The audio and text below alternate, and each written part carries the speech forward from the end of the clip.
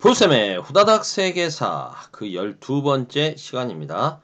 이 시간에는 몽골 제국의 성립과 세계 제국 몽골 제국에 의한 동서 문화 교류 그리고 일본의 가마쿠라 막부 성립 과정까지 살펴보도록 하겠습니다. 짧은 시간 내에 다뤄야 될 내용은 많죠. 그리고 이 부분에서는 실은 가장 재밌는 선생님 개인적인 건가요? 제 개인적으로는 굉장히 흥미로운 몽골 제국의 세계 원정, 징기스칸의 세계 정벌 뭐 이런 부분들이 좀 다뤄지면 좋겠는데 어, 본 분량에서는 그 내용을 다루기에는 시간이 굉장히 부족합니다. 아무리 후다닥 하려고 해도 너무 시간이 촉박해서 이 부분은 선생님이 따로 빼서 다음 강좌에서 몽골의 세계 정복에 대해서는 다시 한번 다루도록 하겠습니다. 여기서는 주로 몽골의 세계 정복에 의한 동서 교류, 문화적인 교류, 문화사 파트 중심으로 살펴보도록 하고요. 그리고 일본 막부 정권에 대해서 살펴보도록 하겠습니다. 후다닥 진도 나가죠.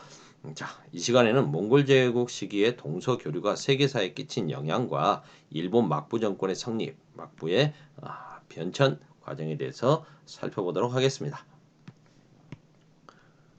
13세기 초 몽골 지역을 통합한 테무친은 칭기즈칸에 오르죠.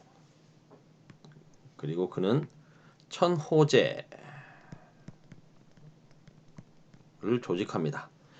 천 가구를 단위로 하나의 단위를 만들어서 뭐 이렇게 생활, 세금 그리고 군사 조직으로도 활용하는 거죠. 그 밑에 이제 천호의 책임자를 천호장, 그 밑에는 백호 단위가 그러면 천호 밑에는 백호가 10개가 있겠죠.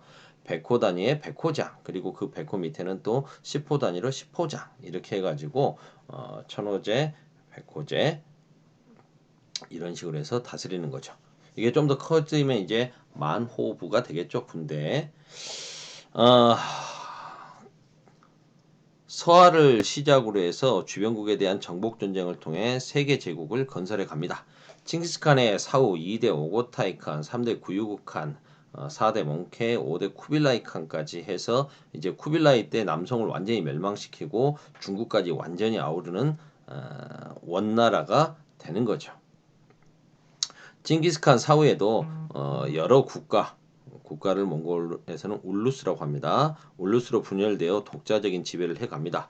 뭐 이제 그 자식들이 거기에 정착을 하게 되면 주치가 정착한 곳은 주치 울루스 뭐 이렇게 되는 거죠. 그 다음에 이제 오고타이의 후손들, 우그데이의 후손들이 정착한 곳은 오고타이 울루스, 차카타이 울루스. 그 다음에 서아시아 지역의 그 훌라구의 훌라구 울루스 뭐 이렇게 만들어져 갑니다. 이게 나중에 이제 뭐 오고타이 칸국, 차카타이 칸국, 킵차크 칸국, 이란국 뭐 이런 식으로 해서 칸국으로 발전해 가죠. 자, 계속하겠습니다. 그래서 러시아부터 바그다드 서쪽으로는 러시아 남쪽과 그 다음에 이라크의 바그다드 지역까지 동쪽으로는 아시아 전역까지 대제국을 건설해 갑니다. 5대 쿠빌라이 칸은 수도를 대도 지금의 베이징으로 옮기고 나서 국호를 원나라로 바꾸죠. 그리고 남성을 완전히 멸망시켜 버립니다.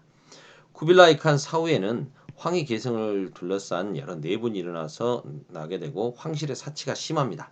그리고 황실의 사치에는 이것도 한몫하게 되는데요. 이들이 믿는 종교인 그 티베트 불교의 일종인 라마교 굉장히 사치가 심하거든요. 그래서 국가 재정, 황실의 재정이 악화됩니다.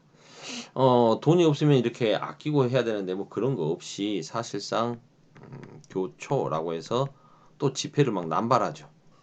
이렇게 되니까 인플레이션이 오게 되고 빨간 두건을 쓴 도적대 홍건적의 난이 일어나죠. 이 사람들은 뭐 반란군 도적대라고 하지만 중국 몽골의 지배를 받고 있던 중국의 한족들이죠. 그리고 이 홍건적의 지도자 중에 한 명이었던 주원장이 결국은 나라를 세우죠. 그게 바로 명나라 아닙니까? 자, 몽골은 넓은 영토를 다스리기 위해서 여러 민족을 구분해서 통치합니다. 몽골인들은 제1계층으로서 최상위 계층을 이루고 국가의 주요 정책과 행정을 담당하겠죠. 그리고 이제 좀 적은 수지만 생목인은 눈 목자입니다. 눈 색깔이 좀 색깔이 있는 눈을 가진 사람들 이란 뜻이겠죠. 이 사람들이 뭐 비율로 따지면은 뭐 1.5% 정도밖에 안 돼요. 몽골인도 1.5%밖에 안 되고 이 사람들이 이제 이 지배층으로 상업과 회계 등의 재정을 관리합니다. 3계층은 한인, 4계층은 남인인데요. 이 한인과 남인이 이제 피지배층이 되는 거죠. 이 한인은 금나라의 지배 밑에 있었던 한족, 화북지방의 한족, 그리고 여진족, 그리고 거란족, 그리고 우리 고려인 이런 사람들이 이제 3신분층을 이루고 있고요. 이 사람들이 약 한 14%, 그리고 이제 절대 다수를 차지하고 있는 것은 남인들인데요. 남송 지배하에 있었던 한족이죠. 끝까지 저항했던 사람들, 이런 사람들, 이 한족들이 전체의 한 83% 정도를 차지하고 있었다고 합니다. 이들을 가장 차별했다고 하고요. 원나라대의 문화와 동서 문화 교류. 원나라는 그 영토가 어마어마하지 않습니까? 그래서 동서 교역 루트였던 초원길, 비단길을 완전히 장악하고 있을 뿐만 아니라 자기 땅으로 가지고 있을 뿐만 아니라 바닷길로도 활발히 활용하게 되는 거죠. 그래서 동서를 잇는 세 개의 교역로를 모두 활용해서 무역을 하게 되니 동서 교류가 엄청 활발할 수밖에 없겠죠. 그리고 그 넓은 영토에 다양한 사람들이 살다 보니까 종교도 다양합니다. 이슬람교, 그리고 네리우스파 기독교, 네리우스파 기독교가 네스토리우스파 기독교가 경교라는 이름으로 받아들여지고요. 그 다음에 로마 카톨릭 천주교, 그리스도교죠. 그 다음에 라마교 등이 다 공존하고 있었습니다. 그리고 이슬람의 문화가 유입되어 천문학, 역법, 자연과학, 이게 이슬람이 엄청 발전해 있었지 않습니까? 이런 부분이 들어와서 발전하게 되면서 달력을 만들게 되죠. 명나라만의 달력, 천문학이 가미돼서 이제 수시력이라고 하는 달력이 만들어지고요. 대포 제작 기술도 유입됩니다. 이슬람이 원체 이제 이런 거 많이 좀 잘 만들지 않습니까? 이게 좀 재밌는 게 요 원나라 그러니까 몽골이 세계를 정벌하는 과정에서 보면 중국의 발명품인 화약이라든가 그다음에 일종의 네이팜탄이라고 할 수 있는 그런 요 불폭탄 이런 부분들은 중앙아시아라든가 뭐요 유럽 원정에 활용을 하고요. 또 이슬람에게서 배운 대포 제작 기술 이런 걸 가지고 남송을 또 칠 때 활용을 합니다. 그래서 몽골은 응용력이 굉장히 뛰어난 민족이었다. 그 응용력이라는 건 결국 뭐겠습니까? 자기 것만 고집하는 게 아니라 융통성을 발휘할 수 있었다는 거죠. 이래서 세계 제국으로 성장했던 것입니다. 앞서 말씀드린 대로 동서 문화 교역로를 다 확보하고 있었죠. 그리고 이제 이 넓어진 영토를 효율적으로 연결하기 위해서는 역을 만들어야 되겠죠. 역참을 설치한다. 원래 이렇게 그 땅이 넓으니까요. 땅이 넓으면 어떻게 해야 되겠어요? 공무를 띠고 왕래하는 사자들이 많이 있겠죠. 이 사람들의 여행 편의를 위해서 역을 세우고 심부름하는 역부도 두고 말도 제공하고 숙식도 제공하는 게 역참제입니다. 역참이죠. 뭐 이걸 활용할 수 있도록 이제 여행자에게는 그 통행증을 주죠. 통행패를 주는 겁니다. 이걸 주면 이제 그거 내비치면 숙식과 말을 제공받을 수 있는 거죠. 이러한 역참을 설치해서 각지를 연결했고요. 대운하를 정비해서 남중국의 항저우와 그 다음에 베이징, 대도를 연결하는 겁니다. 여러분들이 대운하 하면 수나라 때만 만들어졌다고 생각하시는데 그게 아니고 이때 대대적으로 다시 정비가 됩니다. 길이 뚫려야 교류가 될 거 아닙니까? 그 다음 바닷길을 통해서 교역이 활발해지자 대외 무역을 담당하는 시박사를 설치합니다. 시장을 담당하는 거죠. 시박사 업무를 해서 대외 무역과 사무를 담당하게 합니다. 그러게 되자 이제 항저우, 대도 등의 대도시가 발전하게 되는 거고 서역 상인들이 자주 왕래하게 되면서 물자 교류도 활발해지고 뭐 그러면 자연스럽게 어떻게 되겠어요? 화폐 교류가 화폐를 많이 사용하게 되죠. 그래서 종이화폐 교초 이런 부분들이 널리 사용되게 된다. 일본. 음, 일본은 지난 시간에 헤이안 시대에 국풍 문화가 유행했다. 이런 것까지 배웠을 겁니다.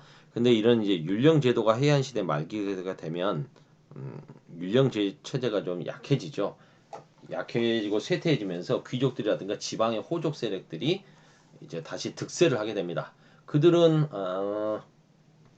자신들만의 자급자족이 가능한 자원을 중심으로 해서 영향력을 확대해 가는 거죠. 그리고 자신들의 자원을 지키기 위해서 무사들을 고용하기 시작합니다. 무사단, 사무라이들이 만들어지는 거죠. 무사단이 활발히 활동하게 됩니다. 이 중에서 이제 12세기 말에 세력가였던 미나모토노 요리토모라고 하는 사무라이가 이제 막부를 세우게 되는 거죠. 이게 최초의 막부인 가마쿠라 막부입니다. 어, 미나모토노 요리토모는 천황으로부터 일왕이라고 우리가 부르죠. 천황으로부터 쇼군에 임명됩니다. 쇼군이라고 하는 것은 다른 말로 정의 대장군, 정복한다 동쪽을, 정벌한다 동쪽을,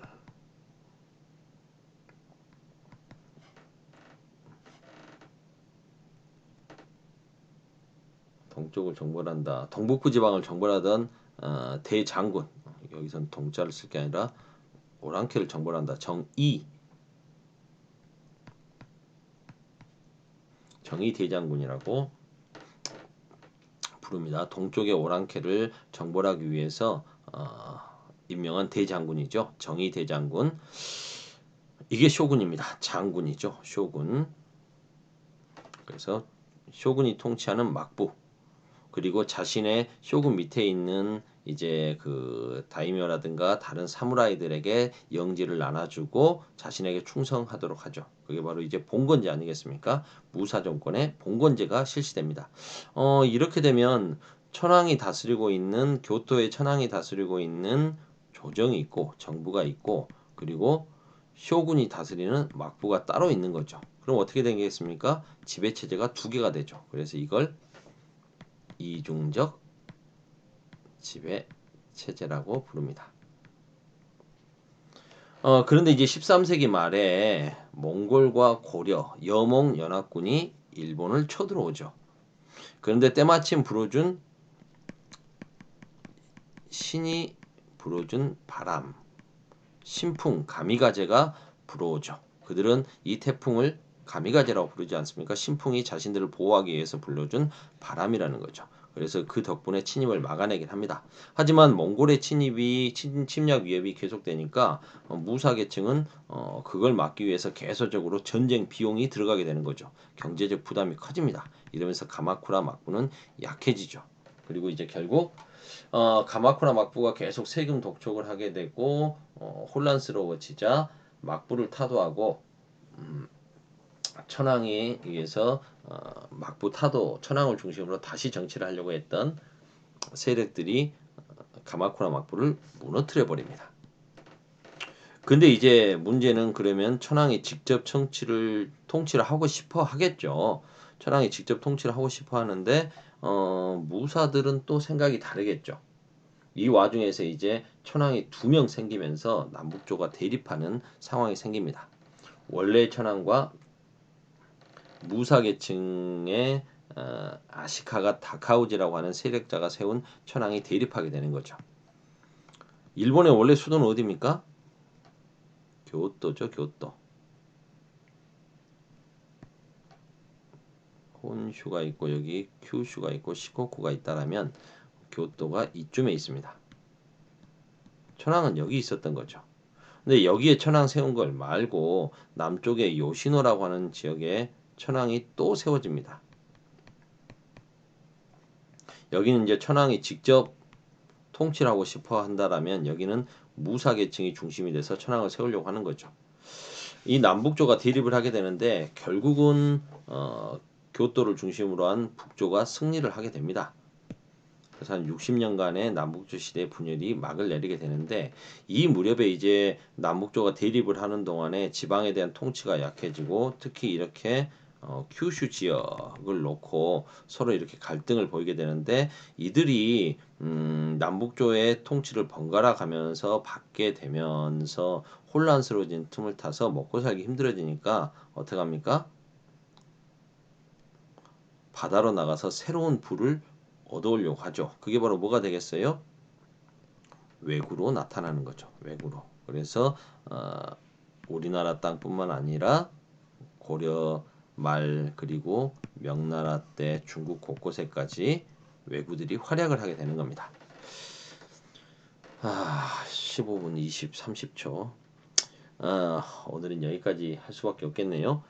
후다닥 세계사 마치 그 이야기는 해야지. 아까 말씀드렸죠? 이 북중국 북일본의 교토 중심에 천황을 세웠던 그 아시카가